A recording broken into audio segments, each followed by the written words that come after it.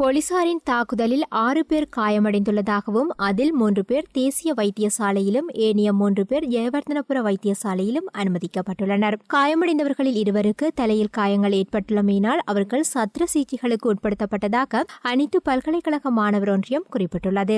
வரவு செலவு திட்டத்திற்கு எதிர்ப்பு தெரிவித்து மற்றும் மாலப்பே தனியார் வைத்திய கல்லூரியை மூடுமாறு வலியுறுத்தியும் நேற்று அனைத்து பல்கலைக்கழக மாணவர் ஒன்றியம் ஆர்ப்பாட்டம் ஒன்றை நடத்தியிருந்தது.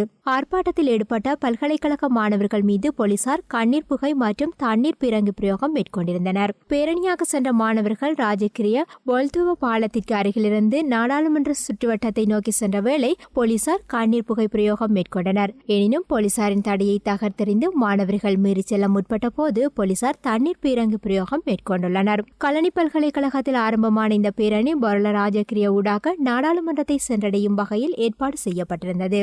இந்த பேரணி காரணமாக ராஜகிரிய பொரல உள்ளிட்ட பல பகுதிகளில் கடும் வாகன நெரிசல் ஏற்பட்டிருந்தமை குறிப்பிடத்தக்கது. மாணவர்கள் மீது போலீசார் தாக்குதல் நடத்திய சந்தர்ப்பத்தில் ஜனாதிபதி கொழும்பில் இருக்கவில்லையா? பாடசாலை மாணவர்களின் அடிப்படை தேவைகளை பூர்த்தி செய்ய தவறியுள்ள அரசாங்கம் தற்போது டெப் மடிக்கணினிகளை மாணவர்களுக்கு வழங்க உள்ளதாக தெரிவித்துள்ளமை வேடிக்கையாக இருக்கின்றது. உயர்கல்வி அமைச்சுக்கான நிதி ஒதுக்கீட்டில் 8 பில்லியன்களை கொடுத்துள்ள அரசாங்கம் எவ்வாறு 2020 50,000 மாணவர்களை பல்கலைக்கழகத்திற்கு இணைத்துக் கொள்ளப் போகின்றது?